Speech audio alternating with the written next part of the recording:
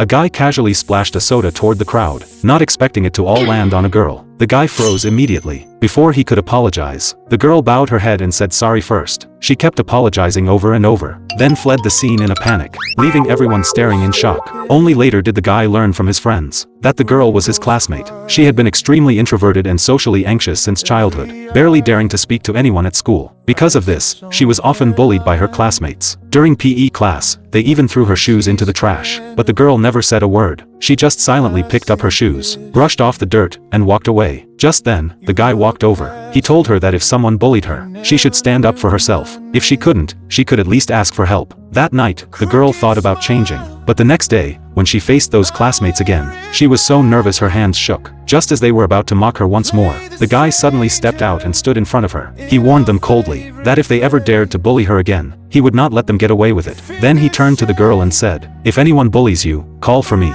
From that day on, the guy truly started protecting her. The next day in class, the girl gathered the courage to greet her deskmate. She was so nervous her voice trembled. Just as she thought she would be ignored, her deskmate smiled and replied. In that moment, the girl smiled happily for the first time. Little by little, she began to change. She started eating lunch with her classmates voluntarily, and even spoke her wishes in front of everyone. She hoped that one day, she would make many friends. All of this was heard by the guy, who was pretending to sleep beside her. The next day when they changed seats, the guy purposely sat next to her. He even praised her in front of the whole class for being good at studying. Gradually, her classmates began to warm up to her. The girl had always been a top student, so she started helping the guy with his studies. And the guy, just like before, stayed quietly by her side. Because of him, the girl smiled more and more. One day during lunch break, the girl found the guy resting in the storage room. He smiled and said it was the first time he had ever been found there. When they returned to class, their classmates asked where he had been. Just as she was about to tell them, the guy quietly said to her, "This is our secret."